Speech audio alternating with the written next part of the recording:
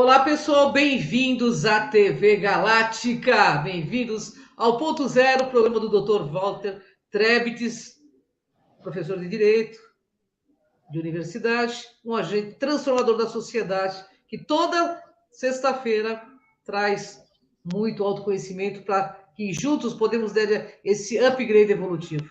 Tudo bem, Walter? Como vai, meu querido? Como está você?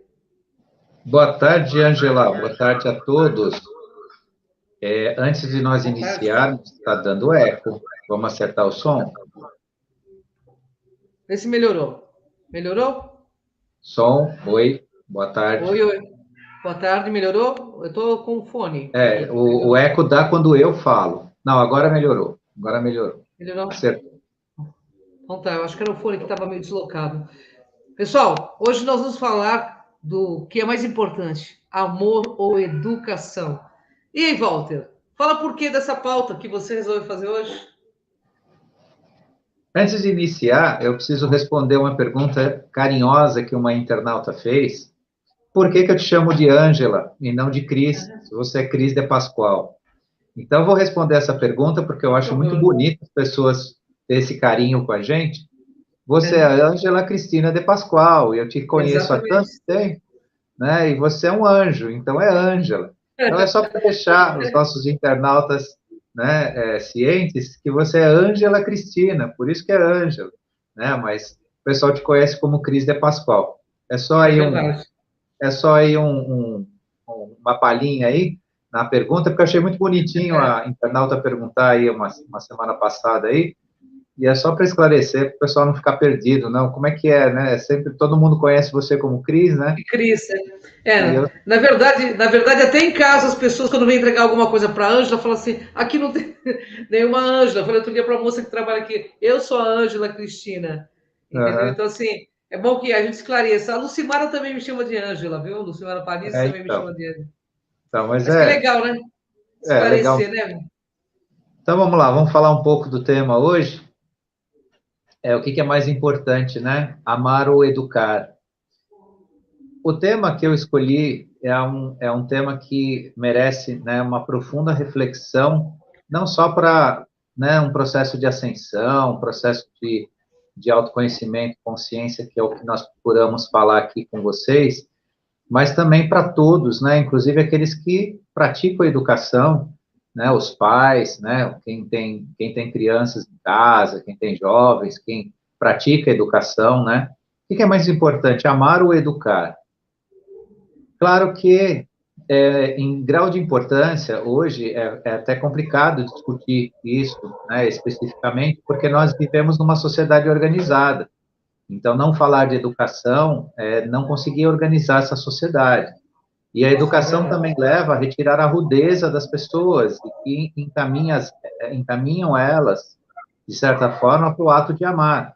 Porque, às vezes, o excesso de rudeza impede um pouco também, né, o Verdade. exercício do amor. Agora, o que é mais importante? Não é nenhuma questão de importância, né? Na verdade, eu usei o tema para chamar a atenção das pessoas, né? Mas o que acontece é que o amor precede a educação, né? Antes da educação, nós já amamos, né? O amor é algo infuso do ser humano, ele está com o ser humano, né? Ele nasce, né, no nosso processo, está conosco, nós recebemos, nós temos isso como da nossa própria natureza. Mas como nós vivemos numa sociedade que se organiza cada vez mais, se organizou, não tem como não falar do processo da educação, né, do educar enquanto Sim. amar também. Então, isso é importante, uma reflexão, é importante refletir Ah, sobre isso, até porque, quando se mistura amor com educação, né, é muito importante, porque a educação não pode ser só o conjunto, o acúmulo de informações intelectuais, ela precisa ter a base de sentimento, porque senão ela se torna um repetir, um processo robótico, um processo verdade. mecânico, né, ou só intelectual, então vira aquela questão que é tão enaltecida de uma forma ao meu ver, descuidada, que a genialidade está nos processos mentais, nos processos, nas capacidades, né, das pessoas reproduzir informação, guardar informação.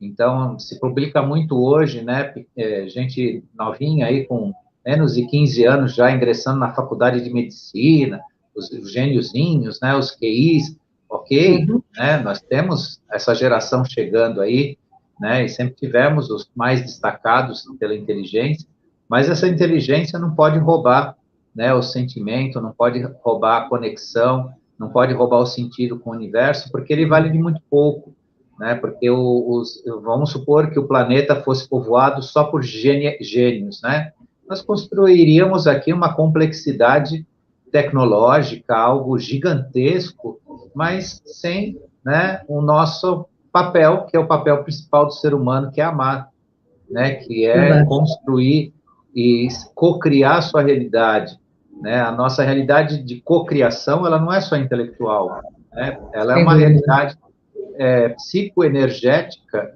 que vem com esse sentimento que nós conhecemos como amor, né? Essa energia que nós conhecemos como amor. E é uma energia que foi criada, né, na sua origem. Então, quando se fala o que é o amor em si, é uma energia que é criada para expandir consciências, expandir civilizações como a nossa, ou criações como a nossa, porque quando você fala do amor, você já não fala nem do planeta Terra, você fala de uma criatura que ela está humana como nós, né? Mas por que nós amamos? Por que nós temos a base do amor? Porque é para que nós multipliquemos a nossa consciência, as nossas oportunidades, e o amor existe justamente para que permitir todos participem de um processo único. Por isso que existe o amor. E isso foi fragmentado ao longo da história da humanidade por seres aí de dominação, tudo que a gente vem falando, vem ensinando o pessoal, né? Mas a base essencial é que todos tenham a mesma coisa, da igual forma, com a igual oportunidade, com a igual dimensão e por aí afora. O que muda nisso é o grau de consciência, né, o grau de assimilação, que são processos individuais, sim, mas o amor, ele leva a ter esse sentido do uno, do todo, né, e aí é importante, a educação precisa caminhar com esta base, senão ela deixa de ser educação, ela vira um condicionamento, até uma manipulação, né, como a gente encontra um pouco hoje por aí. Verdade. Walter, o que é o amor enquanto algo que pode ser comparado com a educação? Como eu já iniciei dizendo aí, o amor é ação pura, né? É o ato, a iniciativa pensada, inteligente, e que dá valor à educação.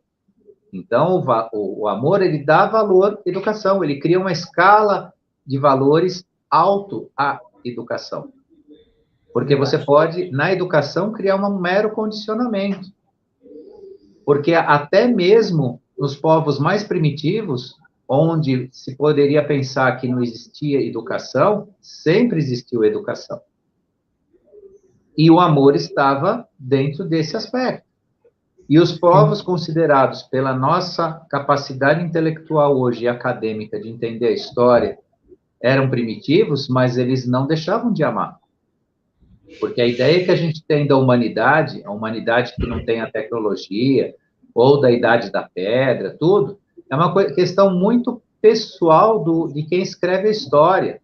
Ninguém sabe ao certo o quanto se amava na pré-história, o quanto o homem podia ser menos rude do que ele é desenhado.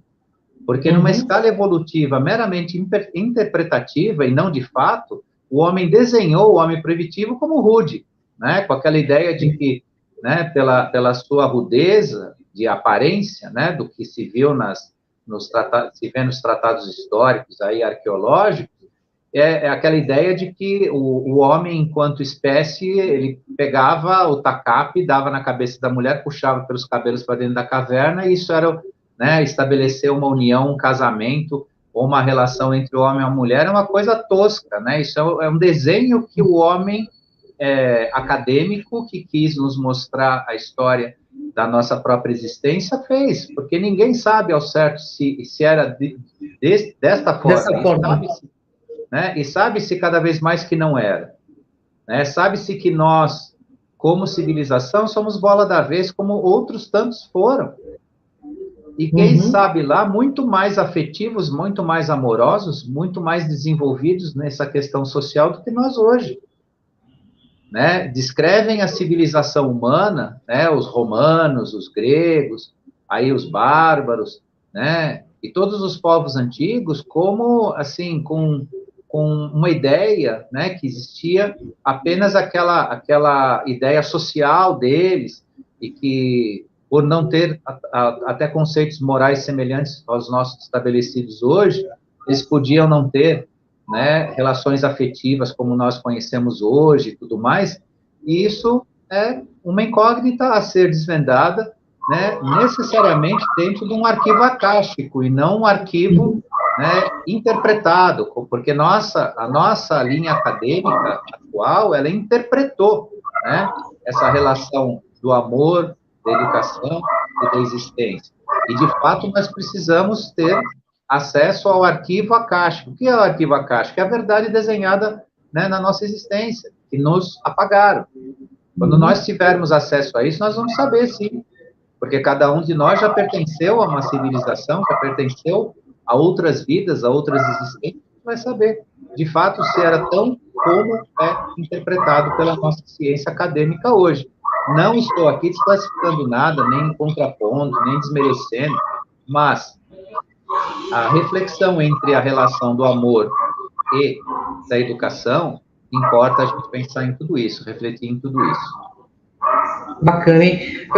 Walter, perguntaram que amor é algo que demonstra que realmente o desconhecemos ou uma tolice contemporânea? Não é exatamente o desconhecemos, né? Mas muito, muito de nós está distante do que é o verdadeiro ato de amar. E assim, perguntar o que é amor não é necessariamente uma tolice, mas um desprezar do ato de amar, né? Então, pode ser, sim, né, uma grande tolice, né, desprezar o amor, mas não perguntar o que ele significa, porque perguntando o que ele significa, existe já um sinal de uma importância nele, né? Então, o que significa realmente o ato de amar? Quem se põe a pensar, não é dizer se preocupar com isso, mas se põe a pensar nesse ponto, já saiu de uma grande tolice que é desprezar o próprio amor, né? Fazendo um contraponto com a própria pergunta, né? Muitos de nós participam dessa realidade humana, mas não aceitamos ser seres humanos. Esse é o grande ponto, né? Nós participamos de uma realidade humana, mas não aceitamos ser seres humanos. Aí pode estar uma grande tolice. Mas perguntar o que é o amor, não. É necessário, é importante e é, né, ético fazer isso, né? Conhecer de fato e se perguntar sempre. Porque hoje, eu estou falando aqui um pouco do amor com vocês, sobre ele, mas tem tanto ainda o que se aprender, né? E quanto mais se pergunta, mais respostas a gente encontra. Verdade. Ô, Walter, e a educação? O que ela é no contexto entre amar e aprender? Ela é uma ferramenta, né, que se adequa à nossa realidade passada, presente e futura, né? A educação, ela é moldada por princípios morais que organizam a vida do ser humano. A humanidade já amou sem a educação, ou pelo menos a educação que nós conhecemos. Então, o que acontece? Educação sem amor é condicionamento, né? É lavagem cerebral. Então, como o amor precede a educação pelos seus princípios e pelos seus valores, a educação depende do ato de amar. Então, uma coisa conduz a outra, uma coisa se relaciona com a outra. O amor não depende da educação, mas a educação depende do ato de amar. A educação melhora o ato de amar, porque se você diminui, né, a rudeza das pessoas, você mostra a elas a importância e os valores que tem no ato de amar. Então, um se relaciona muito bem com o outro, mas, gostando ou não, o amor precede a educação, né? Então, como começou lá no início, né, a grande pergunta, né, o amor é mais importante que a educação? Nos dias de hoje, os dois caminham juntos, mas não dá, a educação não compete com o amor vem antes, o amor é nosso, o amor é infuso, né? O ser humano, quando nasce, ele já nasce amando, ele já tem o sentido do amor em si, né? Então, a educação vem o quê? Ajudar ele a entender os seus processos nesse mundo, se organizar nesse mundo, né, para que o amor que ele sente possa ser exercido da forma maior e melhor possível, que, aliás, é o verdadeiro sentido da vida, é o verdadeiro sentido de se relacionar. Verdade. Ô, Walter, de acordo com o que você explica, amar está em primeiro né? E, em primeiro lugar. E assim, o que significa o combater da ignorância no ato de amar? O ato de combater a ignorância é oferecer oportunidade que todos têm indistintamente fazer parte de um despertar e que despertem o sentimento de amar, o amar verdadeiro, né? Então, qual que é a maior finalidade de algumas instituições hoje no planeta? O combate à ignorância, combater a ignorância. Como é que se combate a ignorância? Ensinando amorosamente, de forma amorosa, porque aí acompanha justamente aquela ideia inicial. A pessoa rude, ela pode ser até uma pessoa de princípios afetivos fortes, pode ser uma pessoa, né, desperta amorosamente, mas a sua rudeza pode não lhe permitir exercer esse amor, ou não ter os elementos de refinamento de si necessários para a construção, né, de uma forma de agir, né, de exercer a sua personalidade de forma a aproveitar não só essa organização chamada educação, mas também aquele maior sentimento que ela tem, que é o ato de amar, né, aquilo que ela traz consigo. Ô, Walter, a educação da forma que é passada nos últimos tempos é um mero condicionamento? Infelizmente, se transformou em condicionamento, sim. Né? A educação que é dada, eu estou falando até do Brasil, porque é aqui que eu sou professor, aqui que eu me formei, aqui que eu tenho as minhas graduações e pós-graduações, né? Então, eu conheço a realidade brasileira. Na realidade brasileira, é um ato de condicionamento, sim. Né? Então, principalmente em países considerados subdesenvolvidos, e aí está na lista o Brasil. O Brasil hoje desponta numa outra posição, ele está caminhando para deixar de ser considerado subdesenvolvido, mas na nossa história, eu fui criado ouvindo desde criança na escola que o Brasil está na classificação dos países subdesenvolvidos, ok? Entendi. Né? E nisso se tem o quê? Um processo de condicionamento, porque a roda de samsara existencial de um povo continua, né? Então, nasce, se cria uma família, aí vem as crianças vão para a escola, são preparadas para o mercado de trabalho, não são educadas dentro da cidadania e da criação de um povo, efetivamente, que conhece sua história, que conhece sua cultura, né? A manifestação cultural no Brasil é uma repetição de hábitos e costumes, não é a verdadeira cultura, que se chamam de cultura. Então, as festas comemorativas no Brasil é uma repetição de hábitos e não a verdadeira cultura, porque se você perguntar, o cara lá está dançando a festa de São João, quem foi São João? Por que eu comemoro São João, por exemplo, né, que é as festas que mais se aproximam dessa data agora, dia 21 foi o equinócio do inverno. Você pergunta para qualquer um, não sabem o que é o equinócio do inverno, não sabem a nossa origem, não conhecem, não sabem que nós somos formados como povo em várias matrizes diferentes, a matriz indígena, a matriz afro, a matriz portuguesa e a matriz europeia, que se divide em várias vertentes, a espanhola, a portuguesa e por aí vai. Tudo isso tem significado, tem força cultural.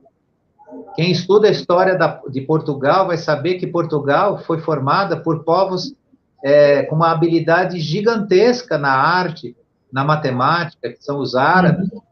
O português ele é formado, né, em parte por invasões árabes, enquanto que a América do Norte foi formada por uma cultura pop de consumo, que não tem arte nenhuma nisso, além de vender coisas. O Brasil foi formado em cima de arte, Aleijadinho, azulejos portugueses, Ouro Preto, toda a arte que a gente tem. Você vai no Rio de Janeiro, nos museus, né, onde esteve a sede da capital federal do Brasil, antes de ir para Brasília, aquilo lá tem uma arte gigantesca. O Brasil colônia era riquíssimo em arte e as pessoas não sabem disso, ou a maioria não sabe. Quem vai saber é professores, acadêmicos ou interessados no assunto.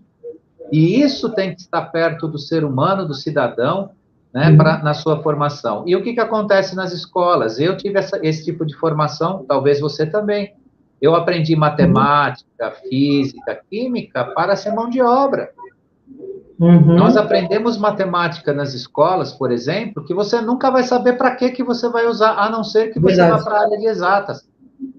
Ou seja, você te coloca um conteúdo que se presume a utilização dele se você for talentoso, por exemplo, a área de exatas. Agora, onde você usa essa matemática no seu dia a dia? Onde a matemática podia te servir filosoficamente até para você resolver problemas mais simples da vida? Seus problemas de relacionamento. Né? Sistematizar ou criar um método de pensamento mais racional para certas coisas que a gente, às vezes, taca tudo no emocional e só faz bobagem. Né? A mecânica de Newton na física, ninguém trata disso a não ser que vá seguir a área da física ou a área de engenharia. Verdade. Então, isso são pequenos exemplos de que a nossa educação ela é um condicionamento, sim, e, em certo grau, manipulação. Porque quando existe a politização exagerada da educação, como se discute hoje, né? A militância política dentro da sala de aula, onde o professor quer transformar a cabeça do aluno naquilo que ele entende, né, como próprio, né, ideologicamente, isso é manipulação, aí já é lavagem cerebral, já não é nem mais propriamente, né, um condicionamento, né, isso já vira até uma lavagem cerebral. Então, a nossa educação está nesse pé, devagarinho, né, esse último governo aí que está aí, está retomando, né, os valores da educação de verdade, retirando aqueles venenos, aquele lixo todo, né, que durante aí quase 16 anos colocaram, enfiaram dentro do Ministério da Educação, aquelas porcarias de apostila, ensinando tudo que não presta, né, ou não é adequado, né, à educação das crianças e tudo mais, violando, né, o direito da criança, né, ter a sua vida como criança, porque quando você expõe uma criança a conteúdo inadequado, você cria um estupro psíquico nessa criança,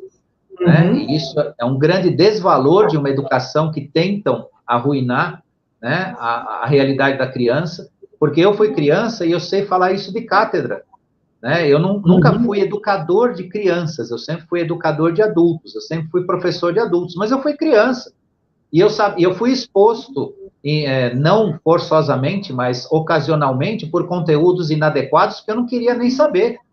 Eu sabia que aquilo não era para a minha idade, que eu não queria. Tudo bem. Ah, você já tinha essa consciência, você é diferente. Não. A criança por si sabe o momento dela.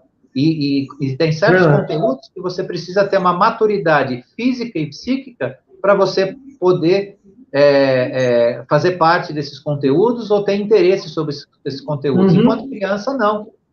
Né? Então, tudo isso a gente está vendo que foi uma tentativa, sim, de desconstruir, né, o campo do conhecimento, da formação ética, né, de um cidadão, e só que isso já precedeu, né, antes de falar disso também, precedeu esse tipo de educação que a gente cansou de ouvir dentro dessas mídias que existem por aí, né, canais abertos de televisão, quando você... a época que se conseguia minimamente assistir um jornal, né, noturno aí, sempre que se falava de educação, estava lá o jornalista, o repórter com o microfone na mão, dizendo, preparar para o mercado de trabalho, preparar para o mercado de trabalho. O que eles mais falavam era isso. Isso é um descalabro. O cidadão não tem que ser preparado para o mercado de trabalho, ele tem que ser preparado para ser cidadão. O mercado de trabalho é consequência. Dentro até de uma escolha, o cidadão tem que ter direito à escolha. E não ser conduzido por uma pressão social dinheirista, consumista, que ele tem que abraçar uma profissão que, quando ele tiver formado também, já não é mais aquela, né? Porque eu passei, você passou junto, somos de uma geração igual. Você lembra muito bem, quando a gente era jovem, qual que era a faculdade que tinha que se fazer, né, para ganhar dinheiro? O que dava mais dinheiro?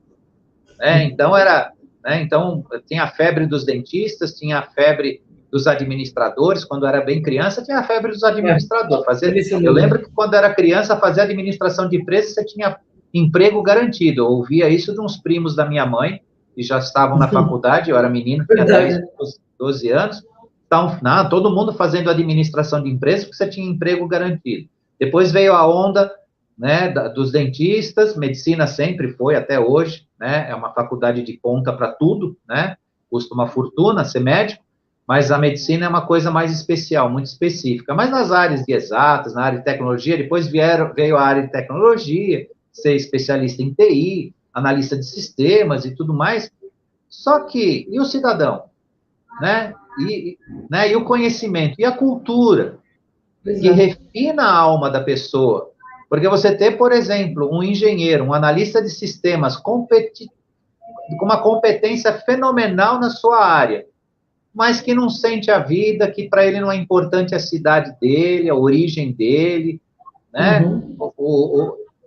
Vai reverter no quê? No que a gente vê aí, gente jogando lixo na rua, desrespeitando, sem conduta social de cidadão, sai com o carro, acha que ele tem direito de andar na frente de todo mundo, desrespeitar as leis, a lei é conveniente de acordo com cada um, e não que cada um tem que respeitar a lei, e por aí você tem um cidadão desfeito nesta parte.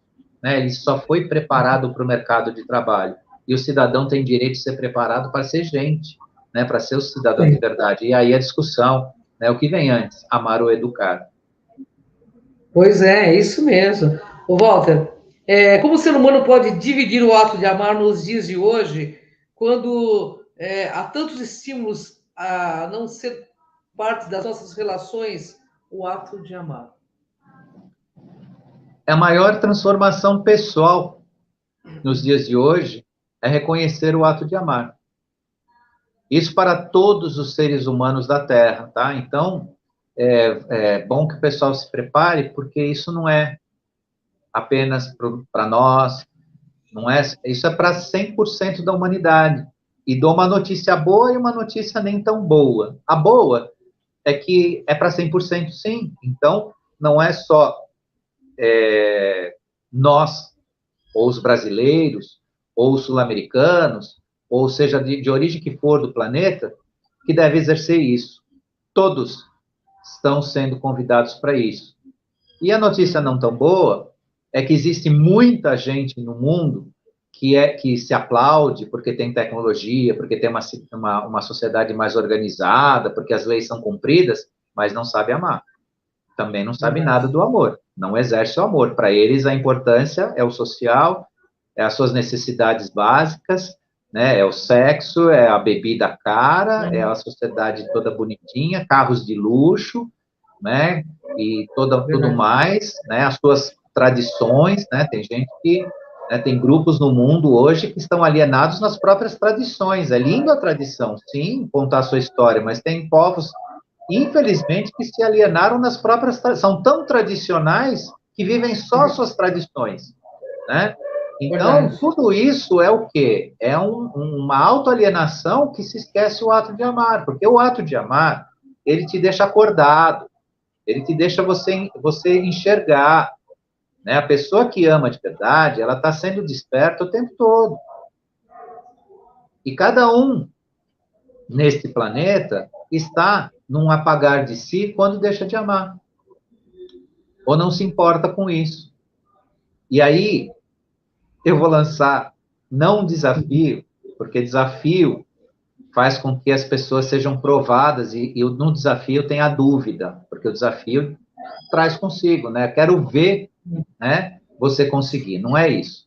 Eu vou trazer mais uma vez um convite espetacular que a federação, a confederação e quem nos assiste, né, mais uma vez deixa para todos vocês. E só que eu vou ser intermediário desse convite. Por que não inverter o tal número de 2/3 para 1/3? 1/3 despertos e 2/3 alienados no planeta. Por que não inverter esse número? Em vez de ser 1/3 para 2/3 alienados, fazer 2/3 conscientes e deixar 1/3. Por que não mudar isso?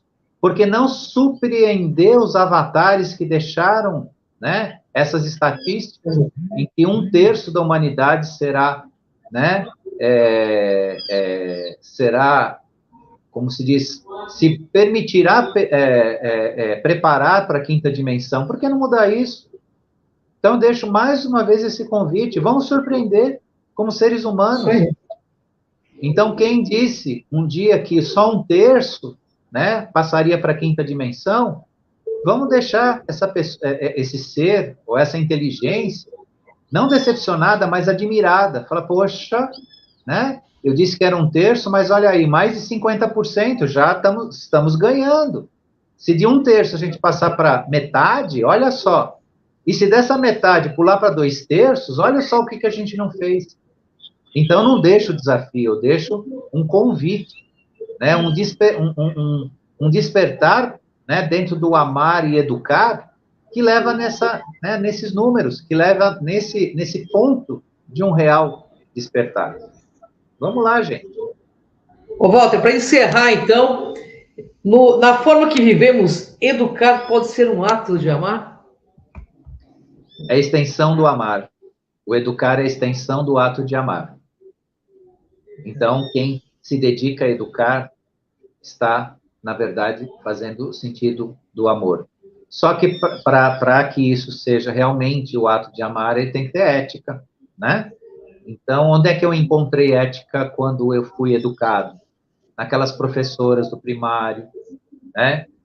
Nos meus pais, da forma que eles me educaram, porque tudo isso tinha, sim, o gesto do amor.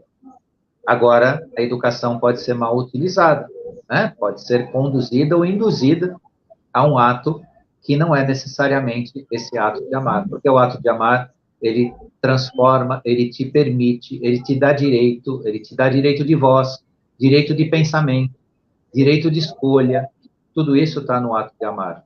A verdadeira educação contempla tudo isso. Claro, né, eu chamo mais uma vez a atenção para hoje, né, para a gente falar entre amor e educação, tem um aspecto que muita gente, né, vem falando aí há muitos anos, uma palavra e um estado de coisas que se chama democracia. A verdadeira democracia não é dar voz à imbecilidade, né? Não é dar voz ao imbecil, porque hoje existem as vozes não que têm uma opinião diferente, mas que rejeitam a verdade. E a verdadeira educação do amor é aquela que está na verdade, aquela que vem por princípios na verdade. E isso é bastante importante observar. Então, cuidado. Eu preciso respeitar a opinião dos outros, né? Nem tudo que está sendo dito hoje é uma verdadeira opinião, né? É um manancial de baboseiras e sempre vem, né? Aquela interpretação maliciosa. Então, você, Walter, é o dono da verdade. Então, o que os outros falam, né, não merece ser escutado. Não é isso, né? A verdadeira opinião que eu posso me opor é aquela que organiza as suas ideias dentro de um princípio ético. Eu posso não concordar. Eu até posso não concordar, mas ela está dentro desses princípios. Agora, aquelas opiniões que vêm desmerecer, né, o que existe de construído na sociedade, de ético, os valores da vida, os valores essenciais, né, a preservação da vida, do ser humano, do ato de educar amando e amando educando, né? Quem não tem esse conteúdo não está meramente tendo uma opinião dentro de um princípio democrático. Está faltando com a verdade e com a ética. Então, a gente precisa cuidar também disso, para que isso não se transforme, né, em algo que tentaram fazer, tentaram chamar tudo isso de democracia. E isso não é democracia, porque a democracia verdadeira, ela depende de ética, depende de escala de valores, né, dentro da verdade essencial. Então, é isso. Espero que Nossa, tenham... trabalho maravilhoso, né, que o Walter trouxe hoje para a gente, uma pauta maravilhosa. Queria agradecer você, Walter, a quem nos assiste. Gratidão por compartilhar amorosamente, afetuosamente todo esse conhecimento, para que a gente possa, todos juntos, entrar nessa dimensão de amor e de luz que está à nossa frente. Gratidão, Walter. Gratidão a você. Até o próximo ponto zero, pessoal. Vem com a gente nessa jornada. Pode falar, Walter. Até. Até. Gratidão.